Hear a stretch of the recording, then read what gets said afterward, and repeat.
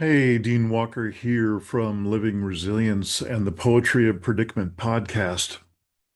And this is a little out of character for me to do this particular kind of short video, but this happens to hit a very, very strong nerve for me, and I'm sure many other people in the US, especially those of retirement age or those who plan on retiring someday using Social Security. So I've been doing series of special episodes or a series of special episodes in the Poetry of Predicament since the beginning of the year, describing the immense power and influence in a number of the groups that the Heritage Foundation has put together behind the Trump 2.0 presidency. These are the people who have the real brains and the long, long game that they've been playing, and they have slam dunk won it. And one of the proving points of them having won is they've really got the system down of how to, with razor precision, destroy various aspects of the US government. And that in Project 2025 terms is immense success for what they have in mind. The destroying of US government departments, agencies, especially those in the uh, social services, the Social Security, Medicare, Medicaid, and so on. So I'm going to play you two videos from the same person. Her name is Sheila Zolnor, and she's a regular content creator on YouTube, and I find her work just very real and direct and clear. And she is covering this like nobody else. I have not seen anybody else in the entire YouTube sphere that has taken the time to notice this, post a couple of videos about it.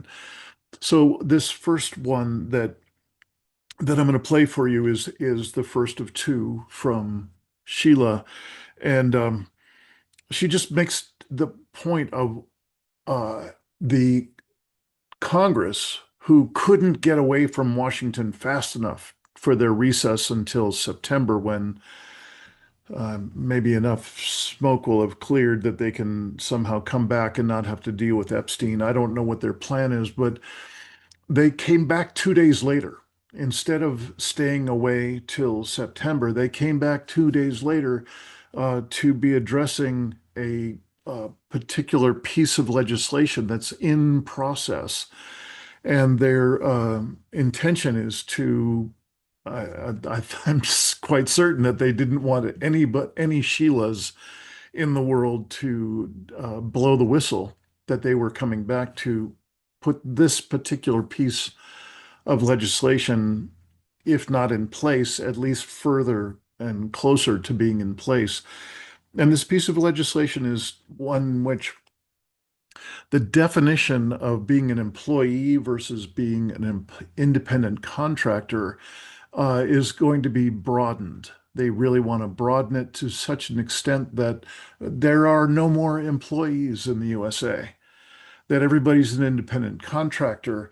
And one of the significant impacts of that is that no employer will have to contribute to Social Security, Medicare, Medicaid, whatever the usual benefits are that they contribute to, that will no longer be an expense in that business.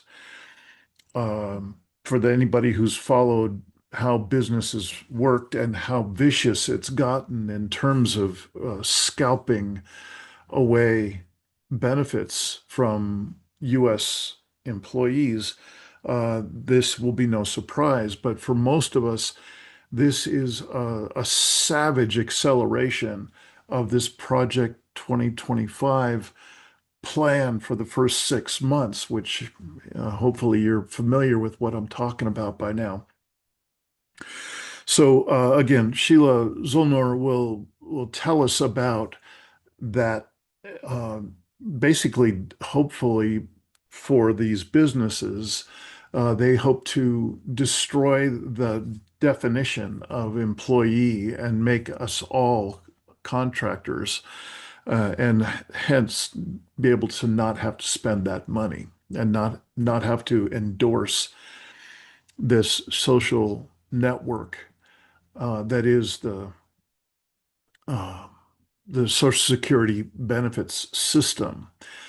There's one other amendment, change in the definition of employees and um, independent contractors, is that once a person is shifted from employee to independent contractor, this legislation will install an amendment that will make it not possible for independent contractors to be members of unions.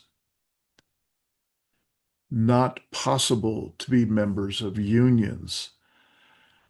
Again, for folks who have tracked this uh, plan, this decades-long plan to eliminate Social Security and uh, Medicare and Medicaid, this will be no surprise. But if you haven't, this could be a big shock to you.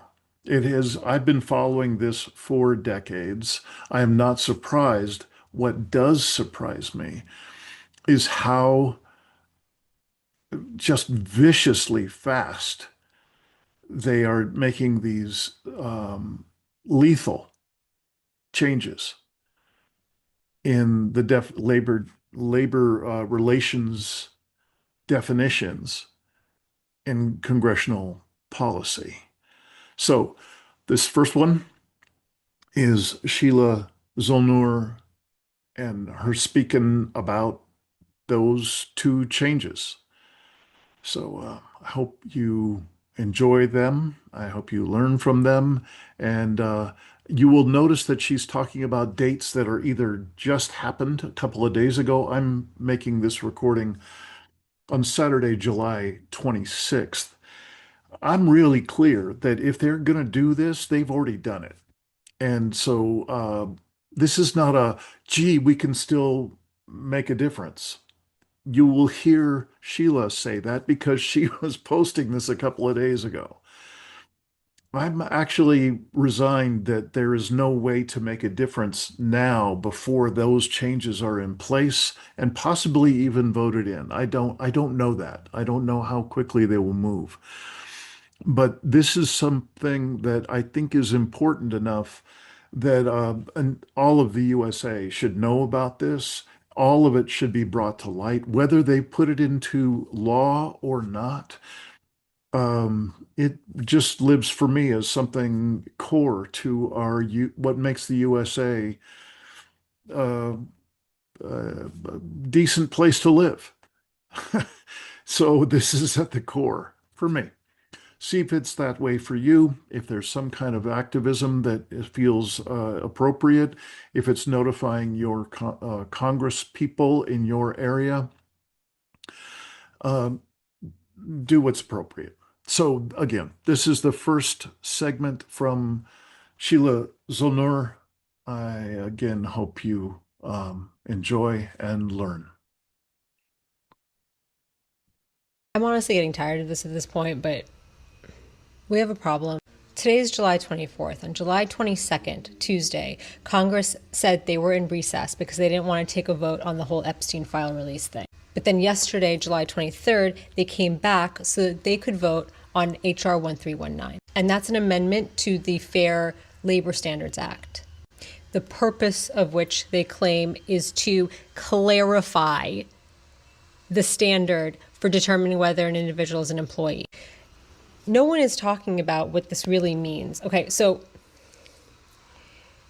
first of all, we didn't need clarification. The first question you should be asking yourself is why the fuck would Congress come back after they've said that they're in recess? It's not for the American people. We all fucking know that, right? It's for their corporate donors. So let's see how this benefits their corporate donor, but also big picture. their ultimate goal of defunding Social Security, because that's what this is about, and that's what no one's talking about. If you're an employee, you get benefits. If you're an independent contractor, you don't get anything. You want to be an employee over an independent contractor. And aside from the benefits, you also get certain protections and certain rights. Overtime, for example, but also you can unionize. If you're not an employee, you have no recognized right under the law to form a union.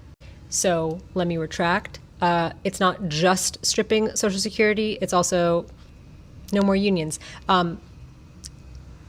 Do I think the corporate interest had anything to do with this? Do I think that Jeff Bezos had anything to do with this? I don't know. I mean, what do you think?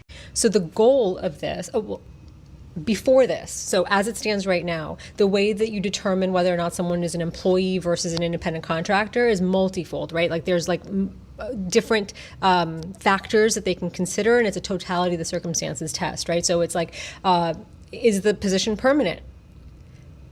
Is it or is it a one-off? How integral is the work that the worker is doing to the business? Is there an opportunity for profit and loss to be shared with the worker?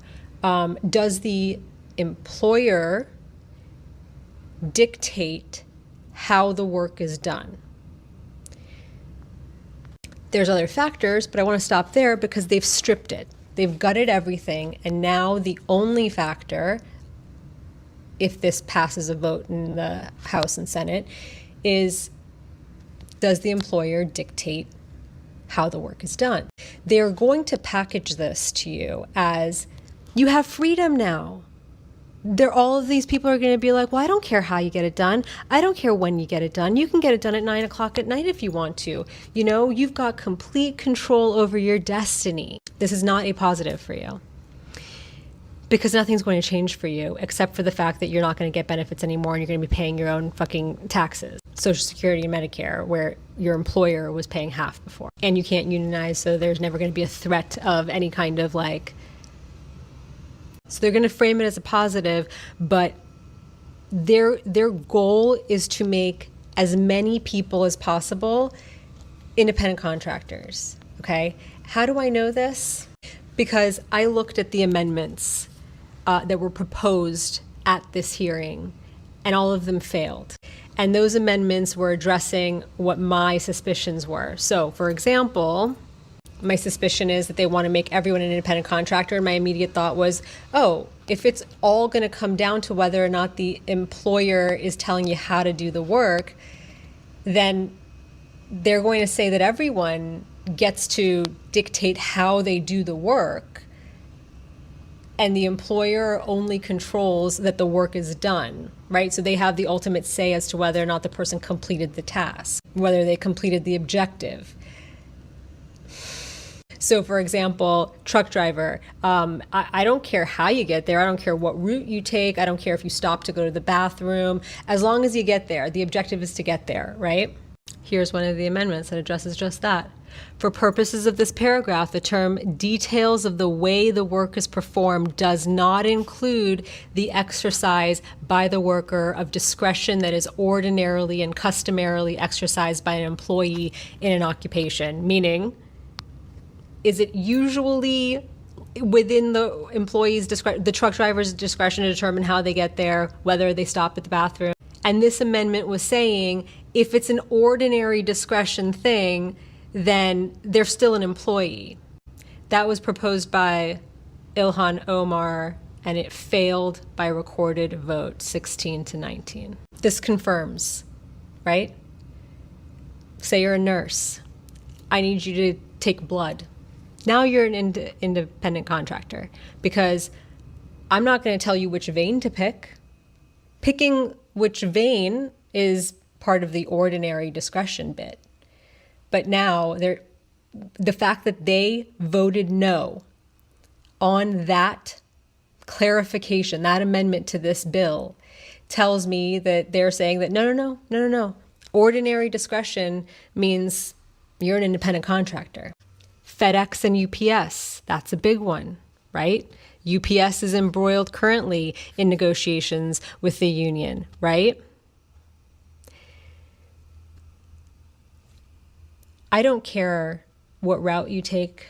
I don't care what time the package is delivered, as long as it's delivered. I'm just telling you to get it delivered. I don't care how you get it there, just get it there. But that how is part of the ordinary discretion. And they're saying, no, no, no, no, no, no, no, that's not, we're not carving that exception out. Here's another amendment. Whether such other person, they were asking to add this part, whether such other person allows flexible work arrangements, including the ability to set a schedule and vary such individuals' working hours, failed by recorded vote 16-19. If you work from home, you're an independent contractor now. No, no, no, don't, I mean, you can get it to me at 9 o'clock. I don't give a shit when you get it done, just get it done. You're the master of your own destiny. That bit, independent contractor. They asked to add this. This paragraph shall not apply in any case related to oppressive child labor. They're not even saying child labor. They're specifying oppressive child labor. Failed. 16-19. Do you see? Do you see how this is a problem? Do you see? Ordinary discretion. You're in customer service. I just need you to take these calls and, ideally reject as many refunds as you possibly can. I don't care how you do it. I don't care what words you use. I don't care if you're a bitch or if you're nice about it. I just want you to do it. Ordinary discretion. And hey, if you're a lawyer, this applies to you too. Even if you're a government employee, prosecutor, I just want you to prosecute these cases. I don't care how you do it. I don't care what your theory is. I don't care which witnesses you call and in what order. I just need you to do it. In 2024 or 2023, the GOP said that their goal is to defund completely Social Security within 15 years. If they no longer get those guaranteed payments from W-2 workers, what do you think is going to happen? They've already gutted the administrative side of it. Now they're gutting it substantively. It's not our fault. We gave you guys some power. We gave you some authority. We let you work from home. We made you independent contractors so you could be the rulers of your own destiny. And then you guys failed yourselves by not paying into Social Security. You should have paid. We tried to help you and you wouldn't let us help you. We just don't think that the federal government needs to be involved in this. That's your bad. They hate you. Every couple years, they tell you how much they care about human life and they're pro-life and, they are against trans people in bathrooms, right? Like that's what they get you riled up about. And then at every turn, they try to fuck you. You're not getting Social Security. You will have no safety net. You will work until you die. It's not too late. It's only past committee. Now it has to go to the Senate and the House of Representatives for a vote. You guys, it's not too late. Okay, so that's Sheila Zulner's first message to us all. Really no big surprises after my introduction to it. And again, so I just hope you've learned something, enjoyed her presence, and possibly even started to choose how you might be able to be active in this if this is somehow important to you. Now I'm going to play a second video clip from Sheila a bit later after she's gotten some responses to that earlier video. And I apologize in advance that she's a little grumpy. It seems like that's just my judgment, my term for what she seems like she's reacting to some possibly less than agile responses. People being a little slow on the uptake. I'm not sure that I would have been any better. I'm losing patience with how stupid Americans are tending to be now. And much of it is not their fault. because there's such an incredible commitment from the Project 2025 crew and from the Trump administration, and to be subversive, to be in disingenuous, to be basically liars, and to do this kind of policy making in the dark of night. So, yeah, she's just got her own reactions to some of the responses that she got from the first video. I I invite us to all, kind of just notice if, if the shoe fits, wear it. If you find yourself kind of reacting like, who cares? I don't have anything to do with Social Security. I'm 35 or whatever. If you have anything in that ballpark of response, I would just ask, listen for the gold in what Sheila's saying. This is a time for people to come together, people in America, no matter what your age is. If we annihilate Social Security, you've not seen a crash like this. This will be a crash of the US economy and really the US culture, unlike anything we've seen. The Great Depression, no, nothing compared to what's coming if we allow this to happen. So thank you for putting up with my robust energy and opinions about this. Again, I hope you find your own level of engagement with this issue by contacting your Congress people, telling other people, telling people who are employees now and independent contractors now that this is going on and becoming policy in the USA across the board. So thank you.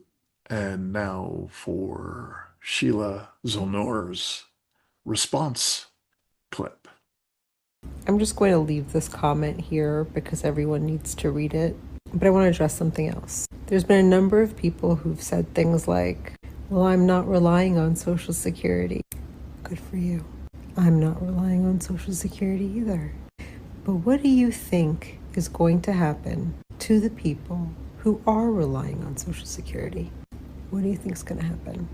Are we going to feed them all to alligators when they can't pay rent and they can't pay for food and they can't pay for their health care? Do we just feed them to alligators, or would you like to see them sleeping on the streets? Because that's what's going to happen, you astronomical morons. It's the purpose of social safety nets. Give people a little bit of money so that they can stay in the fucking houses that they've lived in their whole lives, or stay in the apartments that they're renting, because it's a lot more expensive for us to figure out a different solution if they can't afford to live.